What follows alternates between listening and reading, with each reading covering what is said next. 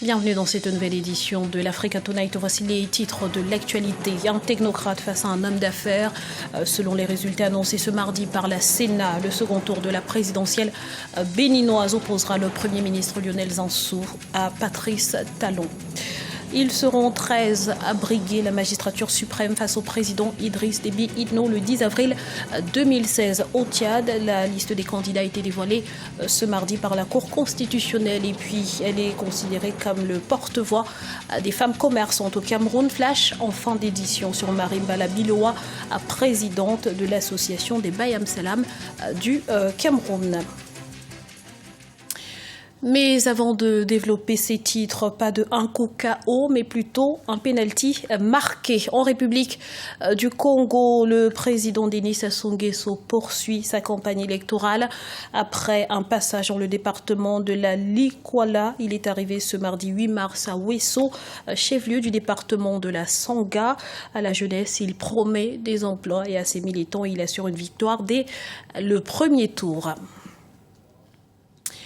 Les premières tendances ont été confirmées. La Sénat a annoncé ce mardi les résultats provisoires du premier tour de la présidentielle béninoise. Le duel opposera le chef du gouvernement sortant, Lionel Zinsou, à l'homme d'affaires Patrice Talon. Plus de détails dans ce reportage de notre correspondant Lefty Ono.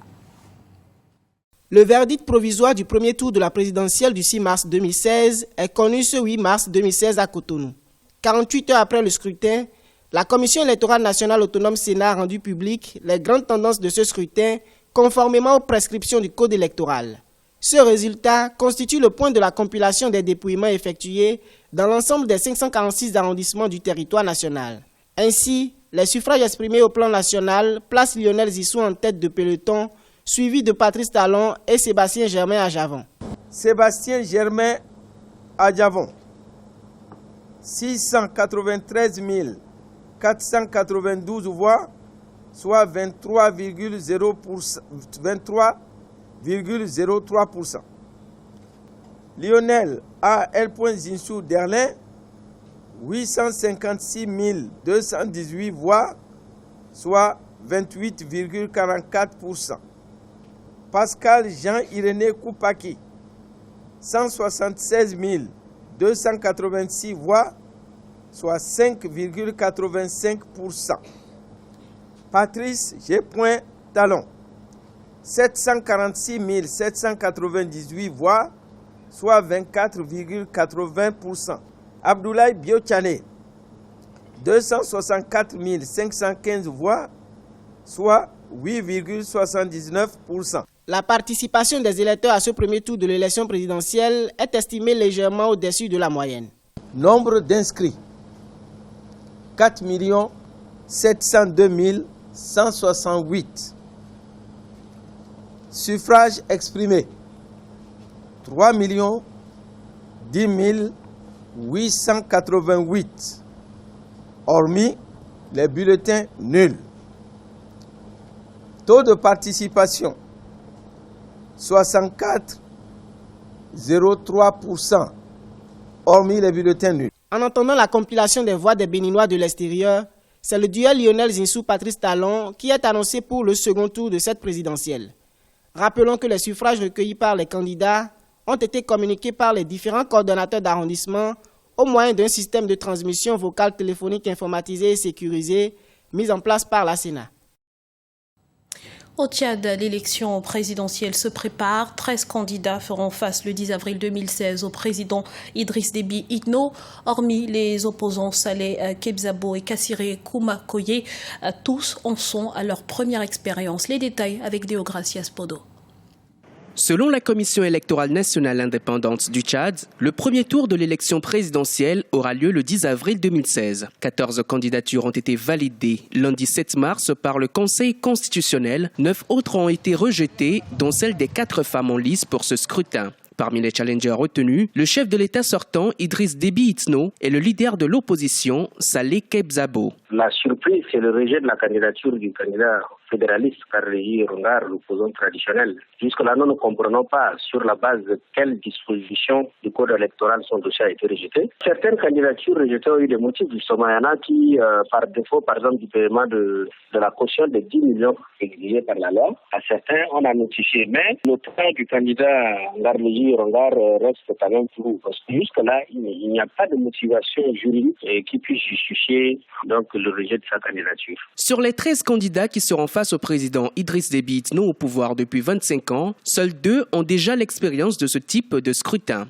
Il s'agit notamment de l'opposant Saleh Kebzabo et de l'ancien Premier ministre Kazire Koumakoy. Quant au chef de l'État sortant, habitué aux joutes électorales, il brigue un 5e mandat de 5 ans, au moment où ses adversaires politiques insistent sur une réintroduction du principe de limitation des mandats présidentiels dans la Constitution. Nous ne courons pas le risque d'affirmer qu'il y a un sentiment de ras-le-bol. Globalement, les Tchadiens se montrent fatigués. Les gens l'ont exprimé lors de la journée ville morte organisée le 24 février dernier. La question de la limitation du mandat présidentiel, les viols perpétrés sur les jeunes filles, dont le dernier cas est celui de Zoura, le conflit agriculteurs-éleveurs dans le sud du Tchad, la mauvaise gestion des ressources pétrolières, assez tellement qui peuvent aider l'opposition politique à tenir un discours assez consistant pour convaincre l'électorat. Plus de 6 millions d'électeurs tchadiens inscrits sur un fichier biométrique se rendront aux urnes pour choisir parmi les 14 candidats à cette élection présidentielle. Prévue pour 20 jours, la campagne électorale s'étendra du 20 mars au 8 avril 2016. Il a créé la surprise. Mohamed Samsididi, Sam l'Africain, est le 5e témoin appelé par l'accusation dans le procès de l'ancien président ivoirien Laurent Gbagbo et de Charles Blé Goudé, considéré comme un insider, un témoin censé permettre à l'accusation de démontrer sa thèse. Il s'est montré quelque peu hostile. Explication avec Olivia Yere-Dobré. La Cour pénale internationale auditionne toujours Sam l'Africain dans le procès Laurent Gbagbo et Charles Blé Goudé. Il comparaît à la barre depuis ce lundi 7 mars 2016 comme témoin de l'accusation pour établir la culpabilité de Laurent Gbagbo et Charles Blé Goudé dans la crise ivoirienne.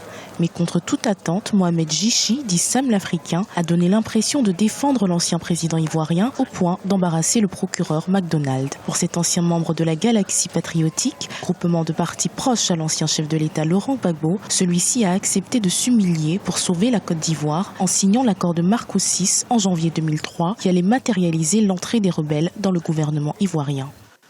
Le président Gbagbo n'avait pas le choix, mais la population n'était pas d'accord parce qu'il y a ça aussi, il faut comprendre.